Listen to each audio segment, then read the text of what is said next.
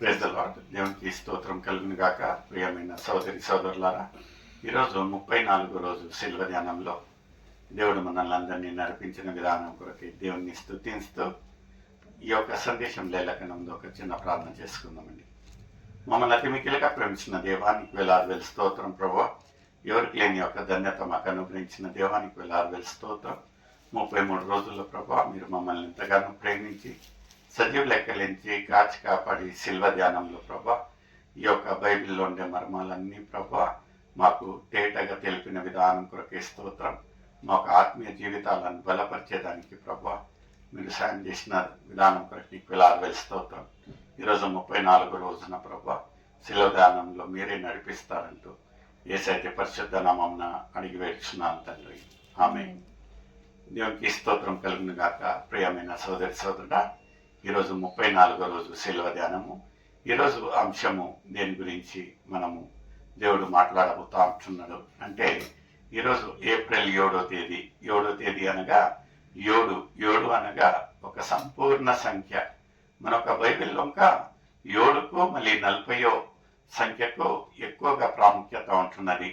40వ సంఖ్య గురించి ఈ యొక్క 40 రోజుల శిల్వ ధ్యానాల ఆఖరిలో దేవుని చిత్తం ఉన్నట్లయితే 40వ సంఖ్య గురించి మనము ధ్యానం చేద్దామండి. ఈరోజు ఏప్రిల్ 7 కనుక 7వ సంఖ్య ఒక సంపూర్ణ సంఖ్య గురించి నిజంగా చూసినట్లయితే మనకు ఆది కాండం నుంచి ఆ ఒక ప్రకటన వరకు ఈ యొక్క 7 సంఖ్య గురించి మనము వివరించాలి, ధ్యానించాలంటే దాదాపుగా 700 మార్లు 7 అనే ఒక సంఖ్యను ఈ యొక్క లేఖనాలలో నమోదు చేసినట్టు మనం చూస్తూ ఉంటున్నాము.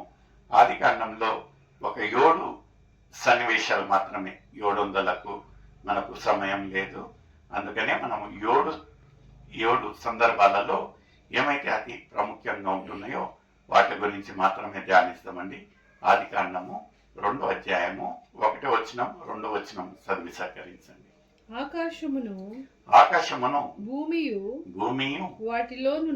వాటిలోనున్న సమస్త సమూహమును సంపూర్తి చేయబడింది. సంపూర్తి చూడండి, 7 అంటే దాన్ని ఏమంటారంటే ద పర్ఫెక్షన్ అండ్ కంప్లీషన్.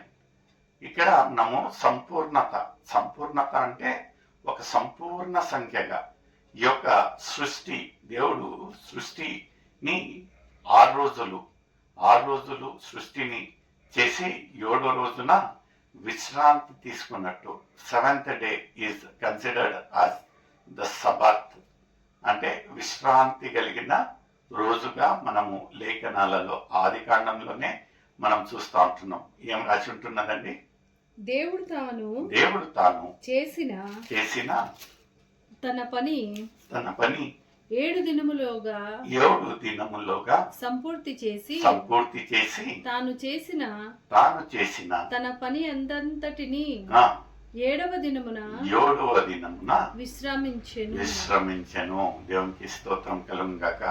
మొట్టమొదటి 7 అనేది మనం చూసినట్లయితే ఇక్కడ ఆది కాండంలోనే 7 ఎందుకంత ప్రాముఖ్యత ఏముంటున్నదంటే, ఈ యొక్క 7 రోజులలోనే దేవుడు ఆ యొక్క సృష్టిని సృష్టించినట్టు. అంత గొప్ప దేవుడు, సమర్థుడు, ఒక సృష్టికర్త అనేది ఇక్కడ లేఖనాలలో చూస్తూ ఉంటున్నాం. అదే రీతిగా మనం చూసినట్లయితే ఈ యొక్క శిల్వ ధ్యానంలో ఇంకా మనం చూసినట్లయితే 7 అంటే యేసయ్య ఆ ఒక శిల్వలో పలికిన 7 మాటలు. ఎంత గొప్ప మాటలు. ఇప్పుడు వచ్చే వారము మనము మంచి శుక్రవారం గుడ్ ఫ్రైడే రోజున ఆ ఒక 7 మాటల గురించి మనము ధ్యానం చేస్తాము. 7 అక్కడ ఇంకా ఎక్కడైతే ఈ యొక్క భూమి పునాదులు వేయకన మునిపే అంటే ఈ యొక్క సృష్టించిన రోజు 7 ఉంటున్నది. ఇక్కడ ఇంకా యేసయ్య ఒక జీవితము ముగించక ఈ యొక్క లోక కళ్యాణం కొరకై ఆ ఒక మరణించినప్పుడు ఇంకా ఆయన పలికిన మాటలు 7 అయింటున్నాయండి.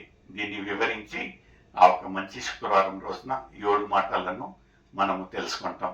అదే రీతిగా దావీదు భక్తుని గురించి ఇంకా మనం చూసినట్లయితే కీర్తన 12వ కీర్తనలో మనం చూసినట్లయితే ఆయన ఇంకా 7 మాటల గురించి, అంటే దేవుని యొక్క మాటలు, దేవుని యొక్క వాక్కు గురించి ఈ యొక్క 7 సంఖ్య గురించి ఇంకా చెప్పి ఉంటున్నాడు. ఏమంటున్నదండి అది? యెహోవా యెహోవా యెహోవా మాటలు యెహోవా మాటలు పవిత్రమైనవి పవిత్రమైనవి అవి అవి మట్టి మూసలో 7 మారులు కరిగి ఊదిన వెండి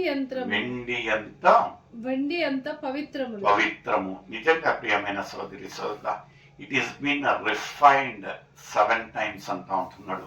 నిజంగా ప్రియమైన సోదరి సోదరుడా, ఎలా ఉంటున్నది? అంత పరిశుద్ధుని ఒక్కసారి 2 సార్లు కాదండి, 7 మార్లు శుద్ధీకరించి పరిశుద్ధంగా చేసిన అలాంటి ఒక దేవుణ్ణి మనం సేవించేటప్పుడు మనం ఎలా ఉండాలి? ఆ ఒక పరిశుద్ధతను మనం కాపాడుకోవాలి. ఎందుకంటే దేవుడు సామాన్య దేవుడు కాదండి, పరిశుద్ధుడు, అతి పరిశుద్ధుడు కనుక మనం ఇంకా ఆ ఒక పరిశుద్ధతలు ఉండాలి. ఆ ఒక 7 మార్లు ఎంత గొప్పగా ఉంటున్నది. అయితే ఈ యొక్క శిల్వ ధ్యానంలో మనం ధ్యానించినప్పుడు ఎన్నో మార్లు ఇక్కడ మనము ఈ యొక్క శిల్వ ధ్యానంలో ప్రతిరోజు దేవుని యొక్క గుణగణాలు, దేవుని యొక్క ప్రేమ, దేవుని యొక్క క్షమాపణ గురించి ప్రతిరోజు ఏదో ఒక రీతిగా మనము శిల్వ ధ్యానం చేస్తుండగా, ఇక్కడ ఇంకా మత్తయి రాసిన సువార్తలో మనం చూసినట్లయితే పేతురు యేసును అడిగే ఒక మాట ఏముంటున్నదంటే, యేసయ్యా, ఎన్ని మార్లు నేను నా ఒక పొరుగు వారిని క్షమించాలి? నిజంగాంటే యేసుని ప్రేమ గురించి మనం ఎన్నో మార్లు ధ్యానించుంటున్నామో, ఇక్కడ ఎవరినన్నా క్షమించే ఒక విషయం వచ్చినట్లయితే ఎన్ని మార్లు క్షమించాలి అన్నట్లయితే యేసయ్య చెప్పే మాటలు ఏముంటున్నాయండి? ఆ దినమున ఆ సమయమున పేతురు ఆయన యొద్దకు వచ్చి ప్రభువా నా సహోదరుడు నా ఎడల తప్పిదము చేసిన ఎడల నేను ఎన్ని మారులు అతని క్షమింపవలేను? 7 మారుల మటుక అని అడిగాను. ఎందుకంటే వీళ్ళు ఇంకా వింటా ఉన్నారేమో ఎవడు ఒక ప్రాముఖ్యత గురించి, సంపూర్ణత గురించి. అందుకని పేతురు నోటికి వచ్చిన మాట ఏమంటున్నానంటే, యేసయ్య 7 మార్లేనా నేను క్షమించాలి నా ఒక పొరుగు వారిని అన్నట్లయితే, యేసయ్య ఒక గొప్ప మాటలు చూడండి, గొప్ప ప్రేమ, గొప్ప క్షమించే గుణం ఏముంటున్నదంటే ఎన్ని మార్లు అని చెప్తా ఉంటున్నాడండి. అందుకు యేసు అతనితో ఇట్లా నేను 7 మారుల మట్టుకే కాదు 70 ఏళ్ల మారుల మట్టుకని మారుల మట్టుకు నీతో చెప్పుచున్నా. హల్లెలూయా. అంటే 70 into 7 అంటే 490 మార్లు. చూడండి ప్రియమైన సోదరి సోదరుడా, ఎంత గొప్ప ప్రేమ, ఎంత గొప్ప క్షమించే గుణం యేసయ్యది ఉంటున్నది. నిజంగా యోడుకి ఇంత ప్రత్యేకత ఉంటున్నదా, ఇంత విశేషత ఉంటున్నదా అని మనం ధ్యానిస్తూ వెళ్ళినట్లయితే ఎంత గొప్పగా ఆ ఒక యోహాను రాసిన సువార్తల్లో మనం వెళ్ళినట్లయితే ఆయన సమర్థుడు, ఆయనను ఏమని పిలుస్తా అంటున్నాడు, యేసు ఏంది అనేది 7 విషయాలలో మొట్టమొదటిగా ఏమంటా ఉంటున్నాడంటే, నేను జీవపు రొట్టెను అంటా ఉంటున్నాడు. రెండోదిగా ఏమంటా ఉంటున్నాడంటే, నేను ఈ యొక్క లోకానికి వెలుగుగా ఉంటున్నాను అంటా ఉంటున్నాడు. మూడవదిగా నేను రక్షణ ద్వారము అంటా ఉంటున్నాడు. నాలుగవదిగా నేను ఒక మంచి కాపరిని. ఐదవదిగా ఏమంటా ఉంటున్నానంటే, నేనే పునరుద్ధాన జీవమును. ఆరో మాట ఏమంటా ఉంటున్నానంటే, నేనే సత్యమును, మార్గమును, జీవమును. ఏడవదిగా నేనే ద్రాక్షవల్లి. నిజంగా 7 అనేది ఎంత ప్రాముఖ్యత మనము చూసినట్లుగైతే ఆది కాండంలో చూశాము, పాత నిబంధనలో చూశాము, మొట్టమొదటి ఫస్ట్ బుక్ మత్తయిలో చూసి ఉంటున్నాము, ఆఖరిగా ప్రకటనలో ఇంకా మనం చూసినట్లయితే 7 పత్రాలు ఎవరికంటే 7 సంఘాలకు రాసినట్టు మనం చూస్తూ ఉంటున్నాము. ప్రకటన గ్రంథంలో 7 అనేది ఎంతో ప్రాముఖ్యమైన ఒక సంఖ్యగా ఉంటున్నది. అక్కడ ఇంకా చూసినట్లయితే 7 దూతల గురించి, 7 బూరల గురించి, దేవుని యొక్క వాగ్దానము, దేవుని యొక్క ఉగ్రతను 7 దూతలు మోసిన ఒక విషయాలను మనం చూస్తూ ఉంటున్నాం. నిజంగా ప్రియమైన సోదరి సోదరుడా, 7 అనేది ఒక సంపూర్ణమైన సంఖ్య. It is a symbol and significance of completion and perfection. నిజంగా ఈరోజు ఏప్రిల్ 7వ తారీఖున 7 అనేది నిజంగా ఎంత సంపూర్ణంగా ఉంటున్నది.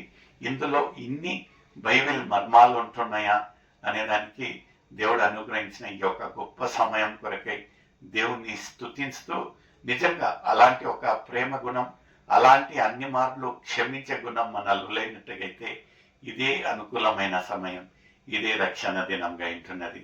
May God bless you. Thank you. Sing unto the Lord a new song, because the kingdom of heaven belongs to the kids. Praise the Lord. Greetings to you all in the matchless name of Lord Jesus Christ. As you all know, that His Grace Ministries have conducted singing competition season 1 and season 2. It's a good news for all the kids aged between 4 years to 13 years, because His Grace Ministries are launching Kids Special Singing Competition. All the details will be provided to you all if you all contact us. Registration fees for group is 500 rupees and solo 200 rupees. Don't hesitate. It's a beautiful platform live casting in Shubhavakyam channel. Thank you.